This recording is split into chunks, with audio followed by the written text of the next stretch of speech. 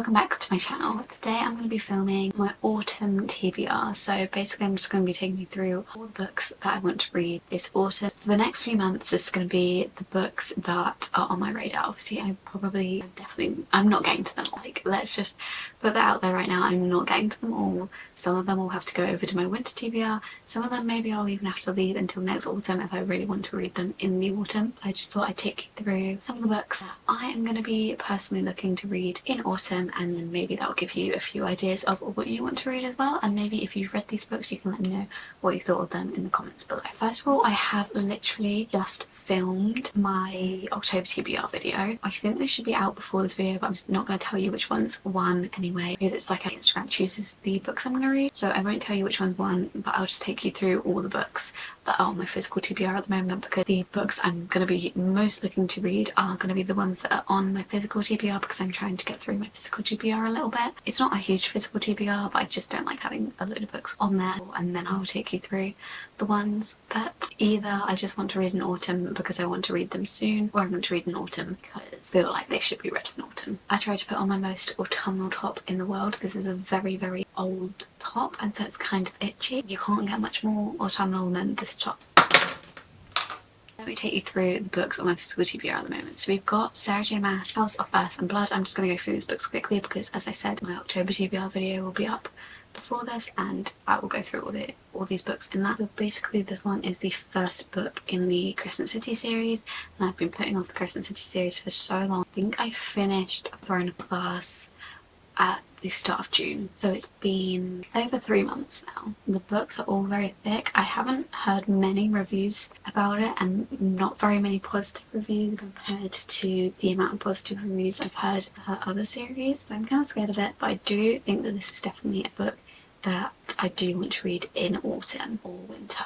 Me and my friend were going to read it at the same time, and we were thinking, like, when are we going to read this? And then I was like to her, I feel like you can't read this in summer. We are waiting until the weather gets a little bit worse. I mean, it's pretty cloudy today. The weather gets cold, you can wrap up warm in blankets with candles, and I feel like that will be a better experience for this book. We then got this book which I picked up literally yesterday in Waterstones. This is by Lucy Jane Wood, who is a YouTube, well, I don't know if she does YouTube anymore. I think she does. I think she might have moved over to like BookTube, but basically back in the day I used to be subscribed to her on YouTube. I don't know why I'm not anymore. I don't think I ever unsubscribed. I just had to make a new YouTube because my old one got hacked. I was scrolling on Waterstones and I saw an advert for this book, and I was like, I recognise that name, and I looked it up and it is that YouTuber, so I was like, oh, I've got to buy it and support her.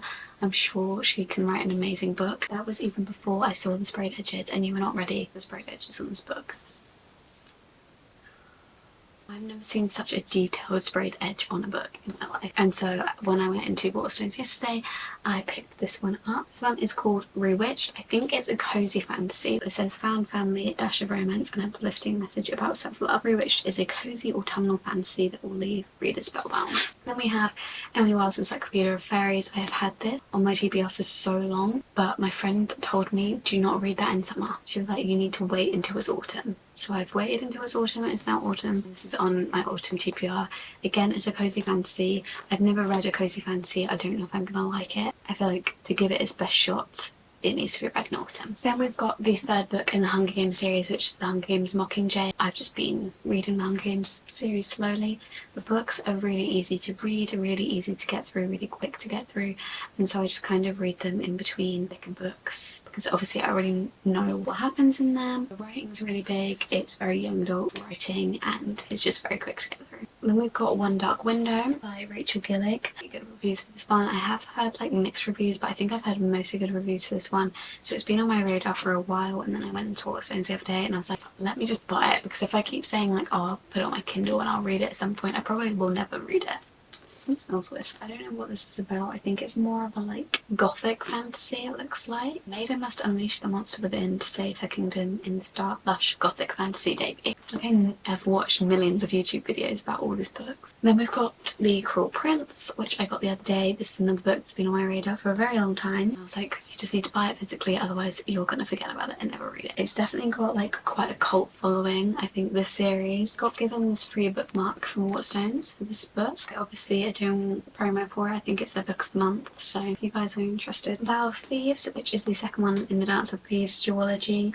I read Dance of Thieves recently and I really enjoyed it. I gave it 5 stars, and so I'm very excited to get to this one, but I wanted to wait until the weather had gotten a little bit more gloomy for this one. The only thing about these books is that the writing is so small, just strain my eyes to read, so I kind of have to be in the mood to be able to read it. And then lastly on my physical TBR is The Ministry of Time by, I should probably look up how to pronounce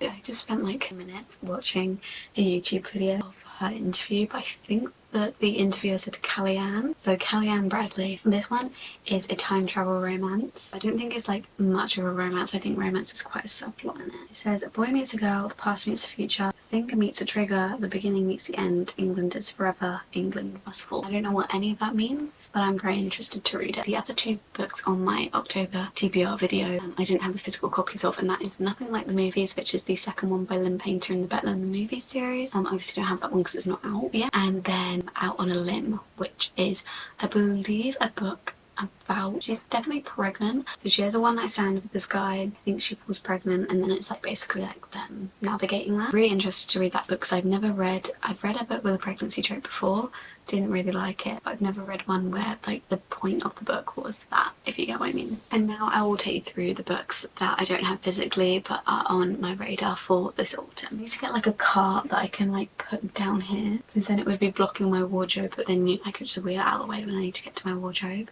I think that's the next thing I'm going to have to do to make room for more books in my room, because it's getting a bit out of hand. First one I have is one that I actually should have put in my October TBR video, but I forgot that it was coming out in October, and I might not read it in October because I think it is like a Christmassy book, so I might wait until November or like the end of November time. But that is Spectacular, which is a novella in the Caraval series. I don't really know what this one is about. A little novella to join on the end of the Caraval series, and I believe it's a Christmassy one, so I definitely want to get to that one. Then I want to get to an Olivia Blake book. I've heard very mixed reviews about all of Olivia Blake's books, and I don't know which one to start with. I've got here Alone with You in the Ether. If you guys have a favourite one of her books that you think that I should start with instead, please let me know, because I really do want to read one of her books, but I'm kind of scared and I don't know which one to start with because I've heard very mixed reviews. Either people loved the book or they really didn't like the book, with a lot of her books. Then we've got The Wishing Game by Meg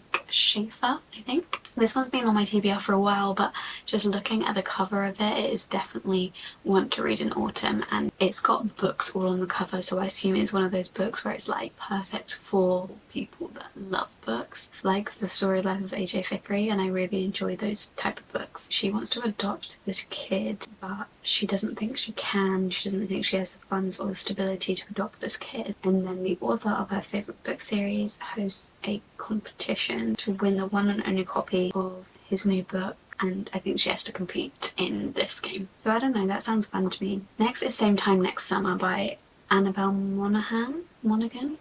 Same Time Next Summer, so you may think it's the end of summer now, let go of the summer books, but I honestly didn't read very many summer books, and I've really been wanting to read one of her books because I've heard just a lot of good reviews on her books, and I really wanted to read one of them over summer, but I never got to it, and so I'm thinking before the weather gets completely miserable, I would quickly like to read one of her books because they seem like quite summery romances. So before we go into winter, I'd quite like to read one of her books and see if I enjoy her as an author. Then I want to get back into my thrillers because I have not read a thriller in a really long time. The autumn, the winter is the perfect time to read thrillers. I've just got one by Lisa Jewell, which is Then She Was Gone. I just really like to read a Lisa Jewell thriller because I've heard a lot of great things about her books and I've never read one. Now this one is another author, I don't know how to pronounce her name. I think it's Vari, or is it Vari? Okay, so it said with the V, Vari McFarlane. and she has written a few books that I have been interested in, but the one I've got screenshotted here is Just Last Night. I've heard her likened to Emily Henry. I've heard a lot of people like her books, and I do want to get a little bit more back into reading my contemporary romances because I really fell off with that, and I'd like to get back into it. So I definitely have that one on my radar. Sorry I'm not going too much into what the books are about. I am one of those people that like to go into books blind, and then like when I recommend them I will say a little bit more about them.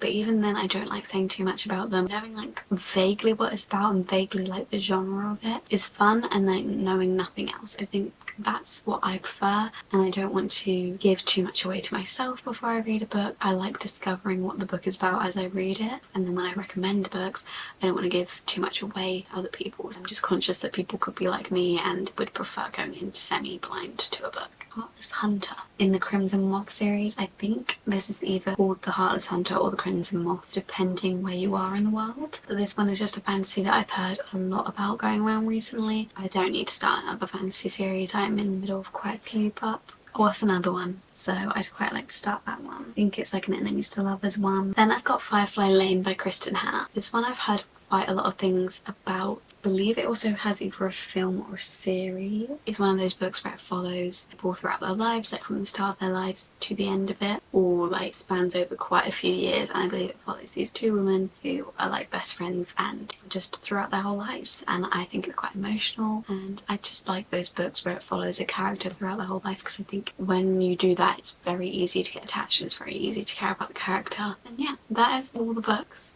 on my radar this autumn. At least like 20 or so, and will definitely keep me going throughout the whole of autumn. Maybe I'll get to all of them. I probably won't, because there'll probably be more that come onto my radar that I'll end up reading instead of some of these other ones, but I'm going to try to get to a lot of the ones that I have mentioned. And please let me know if there's any that you think I should read right now that you absolutely love and you think I should add to my immediate TBR and read right now, or any that I should just add for the autumn, or any that I should add for the winter. If you like this video, please give it a thumbs up. Obviously I can't recommend them because I haven't read them, but I hope I've given you some good ideas for books to put on your autumn TBR. Subscribe down below and follow my social medias at _libraryofeden on both Instagram and TikTok, and I will see you in my next video very, very soon. Bye.